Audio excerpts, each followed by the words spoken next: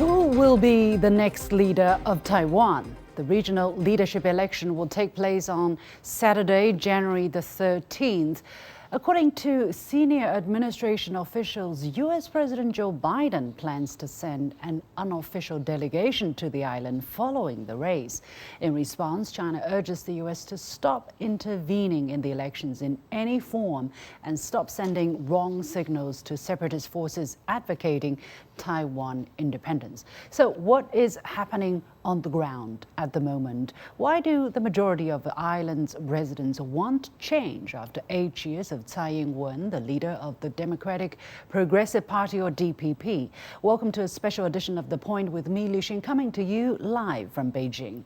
I'm pleased to be joined from Shanghai by Shao Yuqing, Director of the Institute for Taiwan, Hong Kong and Macau Studies at the Shanghai Institute for International Studies, Professor Joseph Mahoney at East China Normal University, and from Atlanta, U.S. by Zhao Hai, Director of International Political Studies at the National Institute for Global Strategy. The warmest welcome to all of you.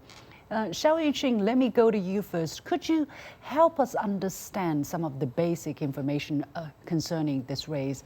We understand there are three main candidates, Hou You-yi from the KMT or the Kuomintang Party, Ko Wen-je from the Taiwan People's Party or TPP, and Lai Ching-te from the ruling Democratic Progressive Party or DPP. So what are the main platforms for this election? Yes, Liu Xing, the election is quite eye-catching at the moment, and the three candidates, they have all their platforms. And I will start with Hou You-yi from Kuomintang. I think his message has been very clear that DPP has in power for 8 years, and it's a turn for the Taiwan voters to change another political figure to instead to replace Tsai Ing-wen. And the DPP has been appearing quite worse in the past 8 years. And Hou You-yi has confidence that he can improve the cross-strait relations. And also with regard to those domestic issues, he has his own policies. But on the Lai Ching-te's front, Lai Ching-te's message has been he will continue Tsai Ing-wen's 8 years policies, especially on the cross-strait relations front. And his message is Tsai Ing-wen has been very successful during the past 8 years. So that's why the voters in Taiwan should continue to pick DPP candidate. And for Ko Wen-je, I think he is a very a non-traditional political figure. And his voice is that the Taiwanese voters have already given the two major parties a lot of opportunities. And now they should give a non-traditional, a new political party a chance to let them know that he can do something more successful than these other two candidates. So he doesn't really have policies, but he has his personality is very attractive to the young voters. So how tight, Zhao Hai, let me go to you. How tight is the race at this moment? We understand the latest and last poll took place on January the 1st, and it's done by The Economist, which shows that Lai Ching-te has about 36% of support, Hou You-yi has 31%, and Ko Wen-je about 24%. So how tight is this race?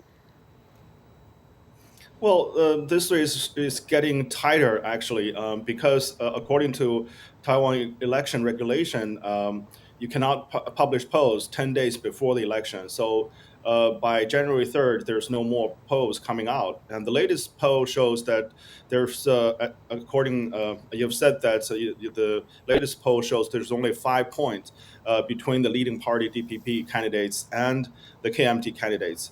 The problem is, a month back when there was a effort to join force between the blue and the white, the KMT and the TPP. However, that effort failed.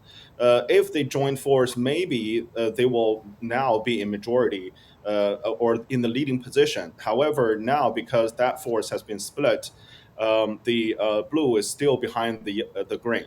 That being said, I think the blue in recent days has been catching up with the DPP because there's a lot of problem with the current DPP platform and the 8 years of ruling in Taiwan. And people are trying to change. You can see that if you combine the blue and the white, the majority of the Taiwanese people wanted to have a change. However, the problem is because those opposition votes are divided, so far, according to the latest poll, the leading party is still the DPP.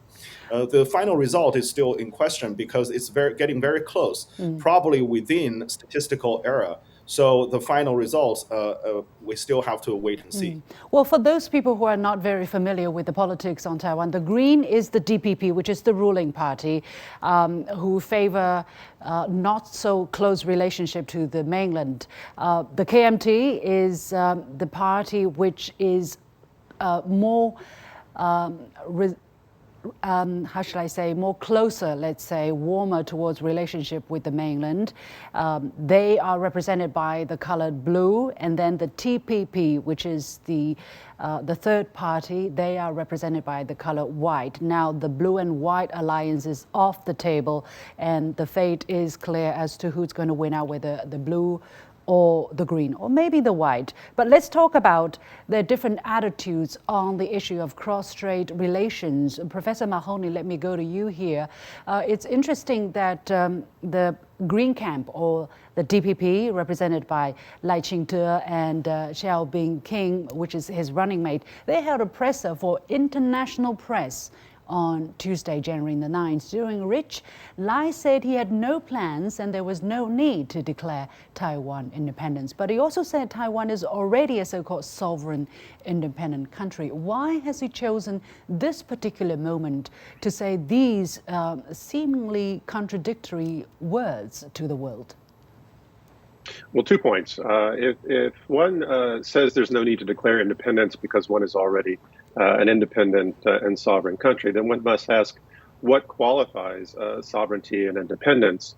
Of course, Taiwan is not a sovereign and independent country. It is not recognized as such by even its most powerful friends and supporters, who, might add, find their own strategic interest in the Taiwan issue being perpetually unresolved. Even if their own commitments, say in the case of the United States, to the One China principle are less than certain at this point in time. Now, Taiwan does not enjoy an independent foreign policy. Its security and economy depend on others, and Taiwan has been warned that trying to become independent will result in a crushing military intervention from the mainland. So, in fact, Taiwan is not independent, and Lai knows this, as does everyone else. Second, Lai also knows that the White House is not going to support a bid for independence, even though being or becoming independent is a central plank in the DPP platform.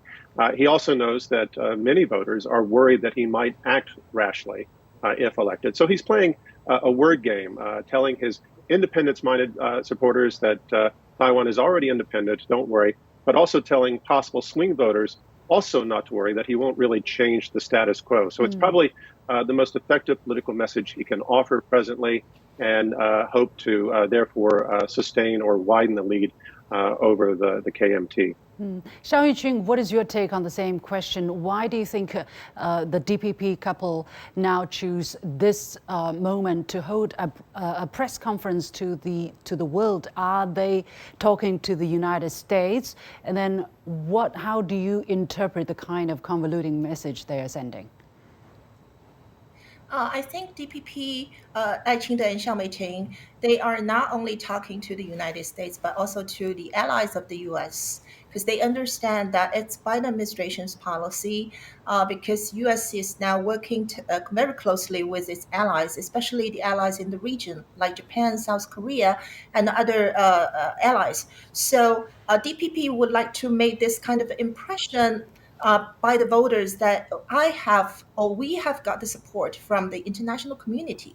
That's what they want to send to the message to the voters, that, okay, we have the capability to keep the status quo of the cross-strait relations, so don't worry. Yeah, it's their message. Mr. Zhao, what do you think he tries to say, and is that indicative of the kind of policy or narrative in case, if he's elected? Do you think that he's going to stick to what he said in that presser? Well, I think he's going to set the tone and following that message. And that message has been consistent with the DPP since the Taiwan administration. So I think at this point, there's no better way for that DPP candidate to move forward because, on the one hand, as the professor pointed out, the United States currently does not support Taiwan independence, and the global international community does not recognize Taiwan as a sovereign state. But at the same time, they have to rally their own party base to ensure that their independent party line can still carry on moving forward. So I think combining the domestic and international environment, that's the only perhaps the only option, only position that he can choose at this point. And also now the election is very close. He wanted to play up the issue of cross-strait relations so that he can gather more strength for his party line and then gather the momentum towards the election. And at this point, as I said, his election prospect is in question. The KMT is catching up. For the voters on the island, for the general public on the island, is cross-strait relationship really the issue that is the most important for them, or is there something else? For instance, you know, it's almost it's so predictable. If you read international reports, immediately it comes to you that Taiwan is a democracy, that the democracy is vibrant on the island, a lot of campaigning, a lot of sounds, a lot of people. And yet, if you look at the performance of the island, it seems that this democracy is not doing really well, of very questionable quality. For instance, the 8 years of Tsai Ing-wen, the issue of corruption, for instance, has largely tainted her administration. Professor Mahoney, how do you look at the scandals surrounding corruption cases? And we're not talking about one, we're talking about a list of such issues. How do you look at the quality of democracy on the mainland? And not being an independent country, can it be a democracy? Well, that's a pretty existential question you've asked there at the tail end of your comment, and I don't think I'll be able to address that in this format. But if we say, for example, that voter turnout in 2020 was almost 75%, and that same year in the U.S. it was around 66%, which was significantly lower than in Taiwan. But nevertheless, both were considered higher than average turnouts for each jurisdiction. Now, there was some concern. We saw a number of studies in 2019 that younger voters in Taiwan were feeling increasingly alienated from both the KMT and the DPP. But the rise of the TPP has managed to attract some youth support. So we might say, using these measures as guides, that democracy there is, in some respects, vibrant. However, vibrancy is not the same as effective or efficient. And Taiwan has suffered growing polarization in recent years, like other so-called liberal democracies. And it has therefore encountered more gridlock, politicization, and scandals. Now, in Tsai's case, I think she's often been underestimated, perhaps underestimated as a female. In fact, she's proven herself to be a rather bare-knuckled politician. And it's not surprising, given the polarization, given the very distinct platforms between the different parties, that she's promoted loyalists and therefore encountered scandals over that 8-year period. Again, this is due to the tremendous differences that we see in Taiwanese society and across the political spectrum, but also the great number of challenges and headwinds that have been unique to Taiwan, but also felt by others around the world. Ms. Xiao Yuqing, how do you look at the perpetual praise for the island being a democracy, as if that can shadow all the other problems, potential problems of the island. And actually, I was talking to the former chairman of the new party, and he said, you know, the people, the politicians on Taiwan, they are not responsible for the people. They are responsible only for the voters. So even if it is a vibrant one person, one vote system, does that mean it's a good system, it's good governance? There is a lot of thoughts and academic research with regard on the quality of certain democracies. And here, first of all, on the Taiwan question from the Chinese mainland perspective, it's not an issue of democracy versus autocracy, right? On the other side, if we do talk to the people on the island, we have seen a lot of the voices. They are very frustrated about DPP's rule, the past 8 year rules, especially about the corruption and also the social welfare. That you mentioned, the young voters feel alienated by both parties. So here, I think one important factor here is kind of a fatigue of the voters of the DPP 8 years rules. But other important factors are also people are really unsatisfied with DPP's ruling, especially those corruption on eggs, right? Eggs is about our daily lives, but then there is a very small company who has no credibility but get the subsidies from the government and then to import eggs, very expensive. All those things, voters are very frustrated to see this kind of corruption. But at the same time, I think KMT Hou Youyi has the burden of the history to demonstrate that KMT, if they come back to power, they would have a better performance than DPP because they have the history baggage. So here, I think it's a hot topic in the election, but none of the candidates so far has the capability to convince the voter that I will be the good one. Zhao Hai, if you agree, and what would you say would be the reason that the candidates are unable to persuade the voters that they are the ones who are going to bring change to the island? Because obviously, wages have not gone up, economic development, very low pace, 1.6% for last year.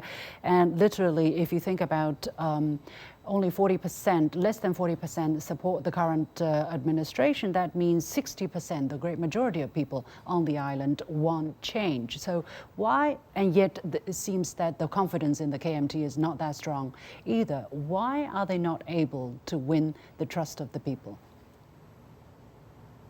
Well, first of all, Taiwan is still a young democracy. It's only about just a little bit more than 2 decades.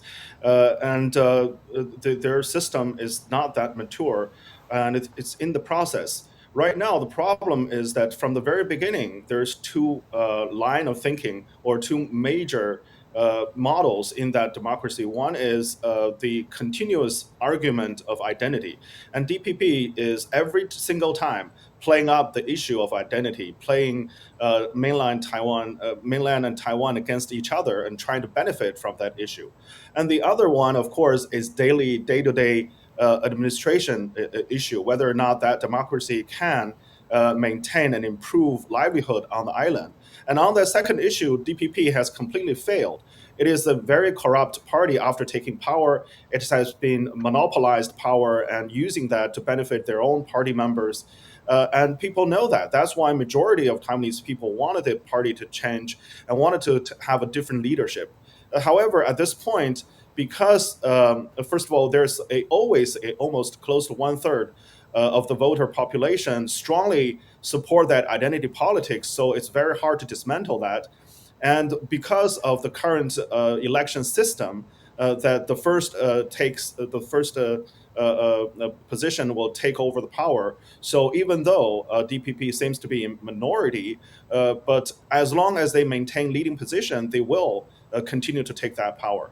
So I think if you combine the institutional problem with the identity politics, that created the current impasse where people's will are not being really executed. So again, I think there's a fundamental problem with the current young democracy, and there's a long way to go. How would the election results potentially impact cross-strait relation or cross-strait situation? I want to ask this question first to Professor Mahoney. For instance, the victory by certain parties, how is that going to positively or adversely affect cross-strait ties? What is your take? I know it's a speculative question, but that's the question everybody is trying to figure out. Well, I think the main concern, and we see this, I think, in global discourse, but also among a lot of Chinese experts, that if Lai wins, that we'll continue to see inflamed relations. We'll continue to see the U.S. exploiting this to bring greater instability to the region and to further the anti-containment policy, or the anti-China containment policy that Washington has advanced. In Koh's case, he has presented himself as a pragmatist who wants to avoid war. We're not really sure what his real policies would be. He said that if 85% of young people vote for him, he can win. But one of the things that I hear about him repeatedly is that, especially among critics, is that he's an opportunist.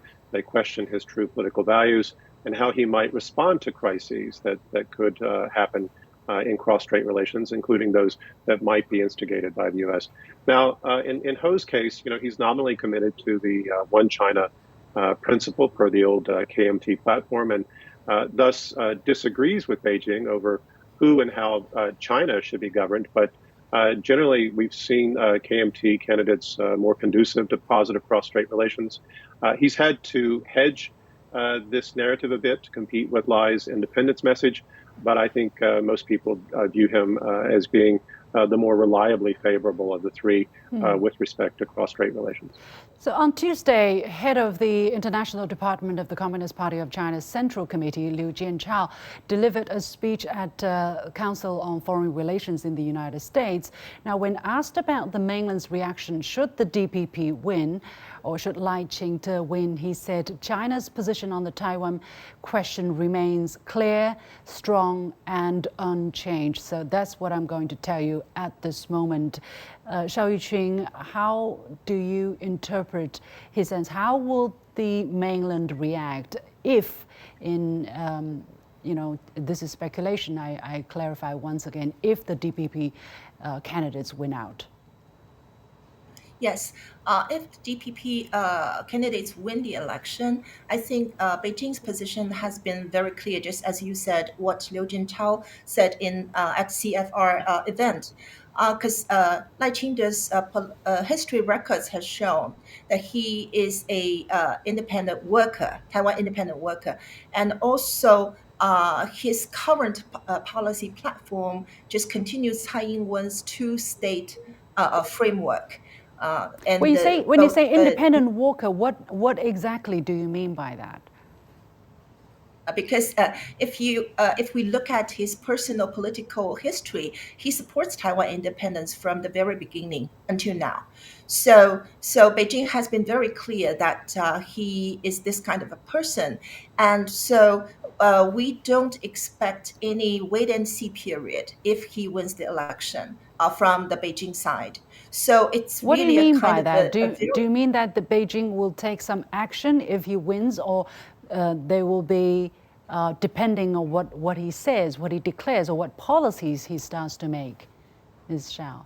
Okay, it's my personal views that if he wins the election, Beijing will do something in order to deter him and also those deep green people within the DPP not to do anything that dangerous, even those very symbolic things. These are very dangerous moves. Okay, Zhao Hai, what is your take? Under what circumstances would tension dramatically rise?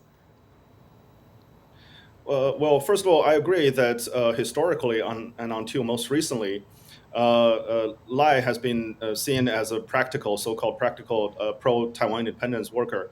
However, I think the mainland will wait and see until if he wins and delivers the inaugural speech, and we will discover exactly what in his mind moving forward about the cross-strait relationship.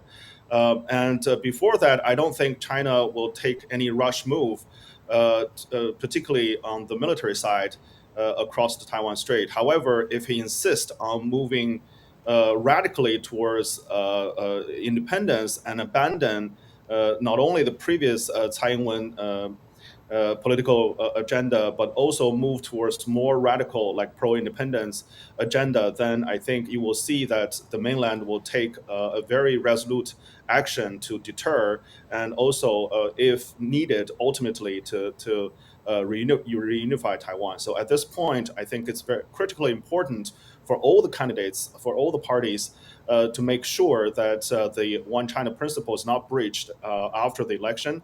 And in order to maintain peace and prosperity across Taiwan Strait, all three parties, mainland China, the United States, and the elected Taiwan administration, needs to abide by the principle, One China principle, and be very careful about what they say and what they do during this election and after that when they take power. Professor Mahoney, I have very limited time left.